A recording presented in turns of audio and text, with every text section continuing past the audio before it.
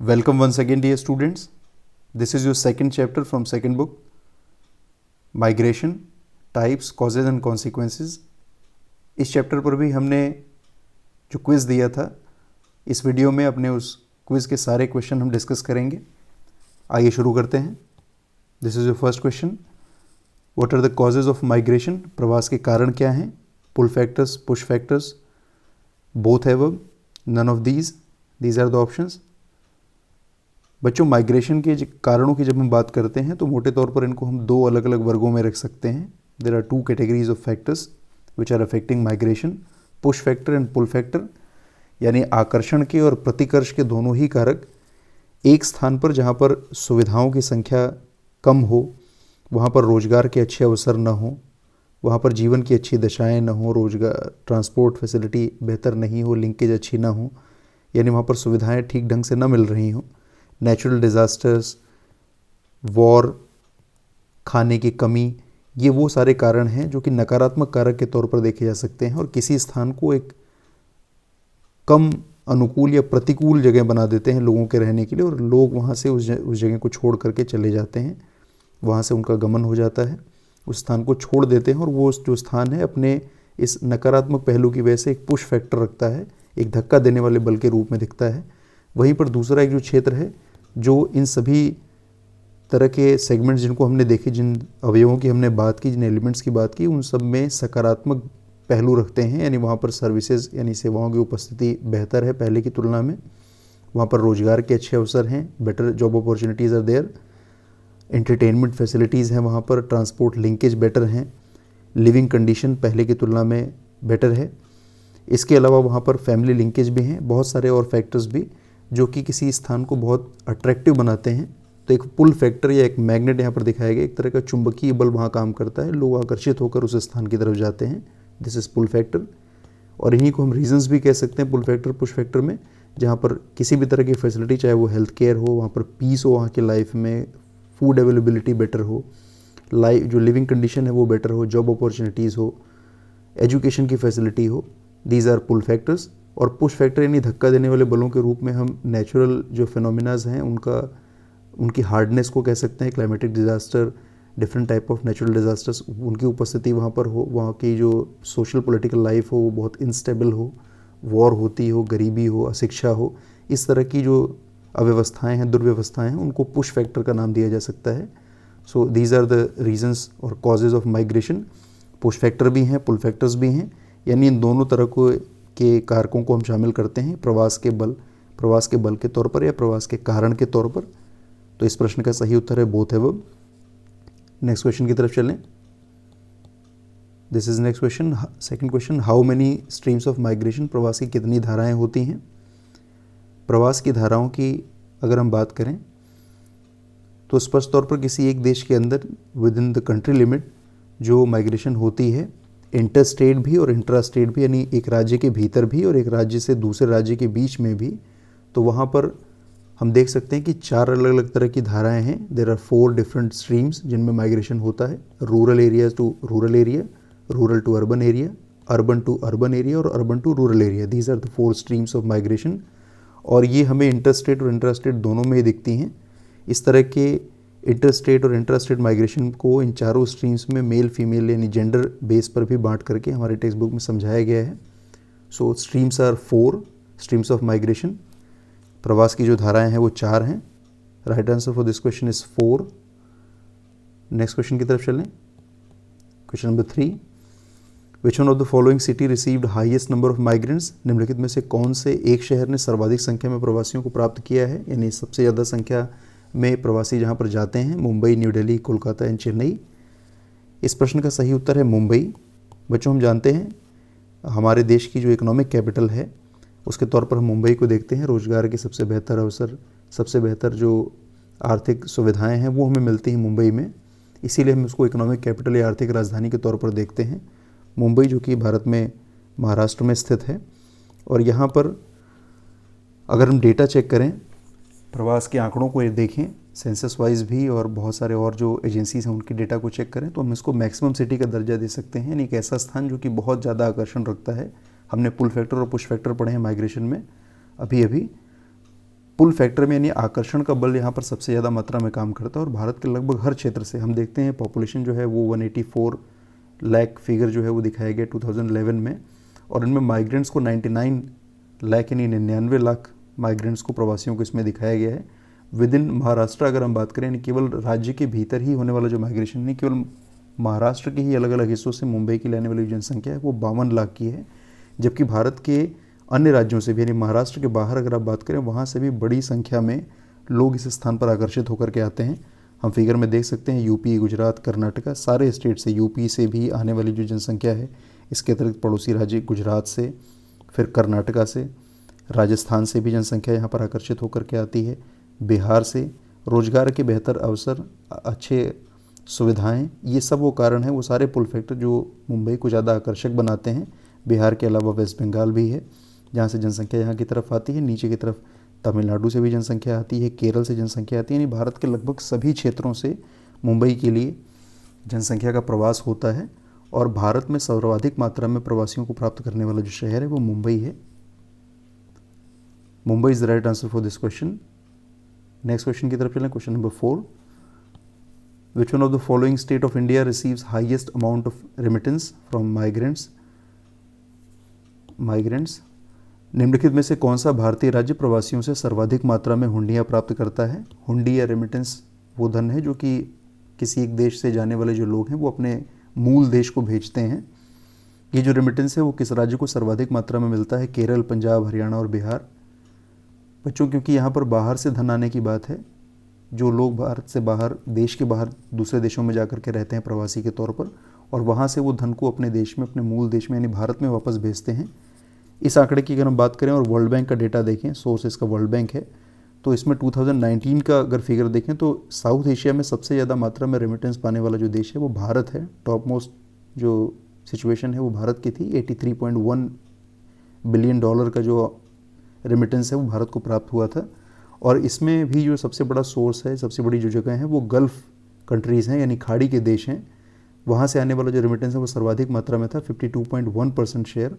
और दूसरे नंबर पर ये स्थान नॉर्थ अमेरिका का है। यूएस, कनाडा वाला जो क्षेत्र है वहाँ से आने वाला रेमिटेंस दूसरे नंबर पर आता है। इसके अतिरिक्त यूरोप से भी, ऑस्ट्रेलिया से भी और अफ्रीका से भी, अन्य स्थानों से, साउथ ईस्ट एशिया से भी काफ़ी सारा रेमिटेंस भारत में आता है। तो सबसे बड़ा जो स्रोत है भारत में विदेशी धन को प्राप्त करने का, हुंडियों के रूप में प्राप्त करने का, रेमिटेंस के रूप में, वो गल्फ़ कंट्रीज से हमें मिलता है। ये तो भारत में आने वाले धन की बात है, लेकिन भारत में ये जो आने वाला धन है रेमिटेंस के रूप में, हुंडियों के रूप में, ये स्टेट वाइज किस प्रकार से वितरित है, राज्यों में कौन सा राज्य सर्वाधिक मात्रा में ये प्राप्त करता है, इसके लिए हमें देश के अंदर का आंकड़ा चेक करना पड़ेगा। आरबीआई का डेटा अगर हम चेक करें, इसके अनुरूप केरल जो राज्य है भारत का, केरला, वो सर्वाधिक मात्रा में रेमिटेंस प्राप्त करता है। 19% हाईएस्ट रैंक इसी की है। यानी केरल वो राज्य है जो कि रेमिटेंस के रूप में सर्वाधिक धन प्राप्त करता है किसी भारतीय राज्य के रूप में। Kerala is the right answer for this question. Next question की तरफ चलें, question number 5। In which sector do the immigrants mostly work. किस क्षेत्र में सर्वाधिक अप्रवासी कार्य करते हैं। बच्चों, एग्रीकल्चर में भी बड़ी जनसंख्या, क्योंकि ये श्रम साध्य कार्य है, पॉपुलेशन इसमें बड़ी मात्रा में एंगेज होती है। लेकिन इसमें क्योंकि सीजनल अनएम्प्लॉयमेंट और डिस्गाइज्ड अनएम्प्लॉयमेंट भी पाई जाती है, तो कृषि की क्षेत्र की तुलना में जब हम इंडस्ट्री की बात करें या सर्विस की बात करें तो ये क्षेत्र थोड़ा कम आकर्षण का रह जाता है। सर्विसेज की बात करें तो सर्विसेज में भी बड़ी मात्रा में लोग प्रवास करते हैं सर्विसेज के लिए, सर्विस के देने के रूप में, सर्विसेज में काम करने के लिए टर्शियरी सेक्टर में। लेकिन इंडस्ट्रीज़ नो डाउट बड़ी मात्रा में एक साथ रोजगार को उत्पन्न करती हैं, और इंडस्ट्रियल डेवलपमेंट जो है वो बड़ी मात्रा में प्रवासियों को आकर्षित करता है, एक पुल फैक्टर का काम करता है। तो इन सभी ऑप्शंस में जो बेटर ऑप्शन है दैट इज़ इंडस्ट्री, उद्योग, वो बड़ा क्षेत्र है जो बड़ी मात्रा में प्रवासियों को, अप्रवासियों को आकर्षित करता है। नेक्स्ट क्वेश्चन की तरफ चलें, question number 6। Which state of India receives maximum migrants. Bharat का कौन सा राज्य अधिकतम प्रवासी प्राप्त करता है। बच्चों, अपनी बुक का डेटा अगर हम चेक करें तो वहीं पर जहाँ पर स्पेशल वेरिएशन दिखाई गई है माइग्रेशन की, यानी स्थानिक तौर पर किस प्रकार की विविधता पाई जाती है प्रवास में, महाराष्ट्र को यहाँ पर बताया गया। Maharashtra occupies first place in migrants number. अगर प्रवासियों की संख्या की बात करें तो महाराष्ट्र वो राज्य है भारत का जो कि सर्वाधिक मात्रा में प्रवासी प्राप्त करता है, प्रवासी वहाँ पर बड़ी मात्रा में जाते हैं।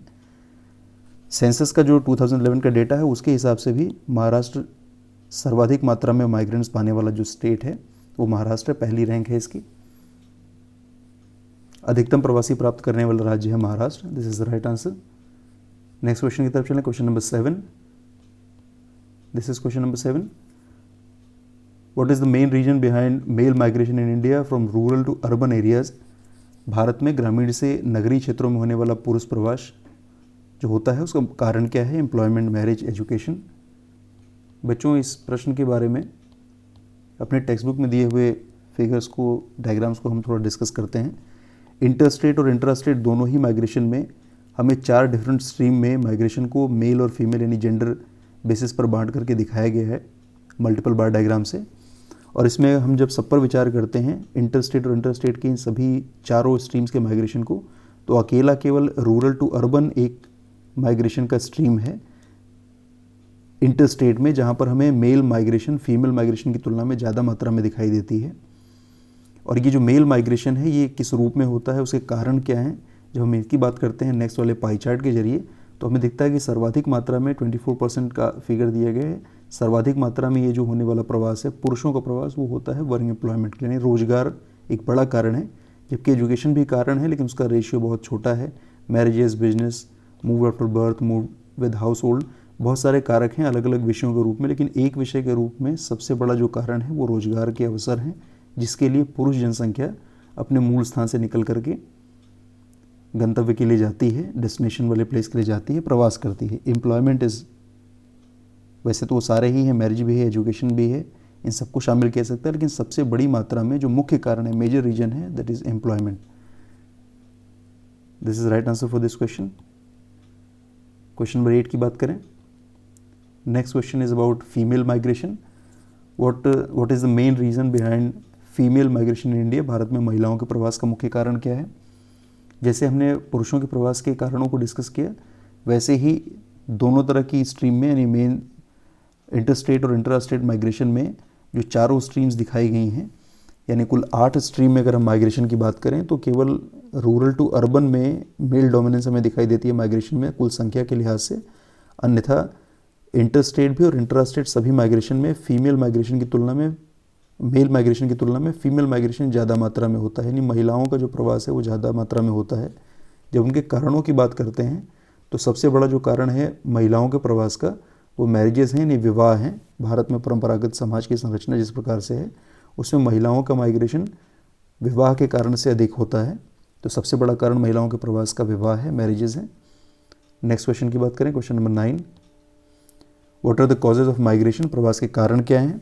पॉवर्टी, एजुकेशन, हेल्थ, ये सारे के सारे फैक्टर ही प्रवास के कारण हैं। हमने पुल फैक्टर और पुश फैक्टर इस रूप में इसको देखा था, कौन कौन से कारक हैं।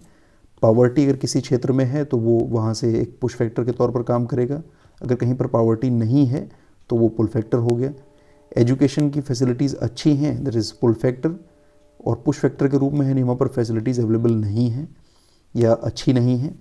हेल्थ फैसिलिटीज़ के साथ भी ऐसा ही, अगर कहीं पर ये अवेलेबल हैं तो ये पुल फैक्टर में आएंगे, और अगर वो उपलब्ध नहीं है या कमज़ोर मात्रा में है, उनका नेटवर्क अच्छा नहीं है, तो ये पुश फैक्टर में आएंगे। लेकिन ये प्रभावित करते हैं प्रवास को कुल मिला करके, ये तीनों के तीनों कारक ही। इस प्रकार हम इस प्रश्न का सही उत्तर लिखेंगे ऑल या सभी। ये सभी वो कारण हैं जो कि प्रवास के लिए उत्तरदायी हैं। नेक्स्ट क्वेश्चन पर चलें, question number 10। Indian immigration act was also known as, भारतीय प्रवासी कानून को और हम किस नाम से जानते हैं? बच्चों, इस प्रश्न का सही उत्तर है गिरमिट एक्ट। गिरमिट कानून के नाम से भी हम इसको जानते हैं। इसको गिरमिट एक्ट क्यों कहा जाता है? हम अपने टेक्स्ट बुक में देखते हैं, इंडियन डायस्पोरा यानी भारत से अलग अलग समय में बड़ी संख्या में होने वाला जो प्रवास था विदेशों के लिए, जब हम उसकी बात करते हैं उसी क्रम में हमें गिरमिट एक्ट की बात पढ़ने में आती है। इंडियन इमिग्रेशन एक्ट एक कानून बनाया था ड्यूरिंग ब्रिटिश पीरियड, और इसमें प्लांटेशन एग्रीकल्चर के रूप में, यानी कि रोपण खेती के लिए बहुत सारे स्थानों पर ब्रिटिशर्स के जरिए बिहार और उत्तर प्रदेश से विशेष रूप से मजदूरों को ले जाया गया, जो कि रोपण कृषक के रूप में यहाँ से गए थे, और एक टाइम बाउंड कॉन्ट्रैक्ट था उनके साथ, एक समयबद्ध उनके साथ ये एग्रीमेंट किया गया था। और इसी एग्रीमेंट से, एक्चुअल में जो शब्द था एग्रीमेंट, इस एग्रीमेंट शब्द से ही अपभ्रंश होकर के शब्द बन गया गिरमिट। यानी इस actually girmit words is derived from the word agreement, जिसमें एक कॉन्ट्रैक्ट था टाइम बाउंड तरीके से रोज़गार देने के लिए लोगों को ले जाने का। और ये जो गिरमिट एक्ट था, इससे जाने वाले लोगों की अधिकांश जो संख्या थी वो फीजी, मॉरिशस, साउथ अफ्रीका जैसी जगहों पर, और इसके अलावा कैरिबियन जो आइलैंड्स हैं, Trinidad Tobago, Guyana, Suriname, Jamaica, उन क्षेत्रों की तरफ इनकी संख्या गई। उत्तर प्रदेश और बिहार से इसमें सबसे ज़्यादा संख्या में लोग बतौर गिरमिटिया मजदूर गए। ये जो लोग वहाँ पर काम करते थे उनको गिरमिटिया मजदूर कहा जाता था, क्योंकि गिरमिट जो एग्रीमेंट से बिगड़ा हुआ शब्द था, गिरमिट एक्ट, तो उससे इन मज़दूरों को गिरमिटिया कहा जाने लगा, जो इस एग्रीमेंट के जरिए मजदूरी के लिए जाते थे। और इसके अलावा जहाजी भी इनको कहा जाता था। गिरमिटिया और जहाजी ये दोनों टर्म हैं। जहाजी इसलिए क्योंकि वो शिप में भर के जाते थे, जहाज़ में भर के जाते थे इन अलग अलग आइलैंड्स वाले देशों के लिए, इसलिए इनको जहाजी या गिरमिटिया दोनों नामों से जाना जाता था। इस प्रकार हमने अपने इस माइग्रेशन वाले चैप्टर के भी सारे क्वेश्चन डिस्कस कर लिए हैं। आई होप आपके कॉन्सेप्ट पहले से और बेटर होंगे। इसके क्वेश्चन भी विद करेक्ट आंसर अपनी कॉपी में लिखेंगे। धन्यवाद।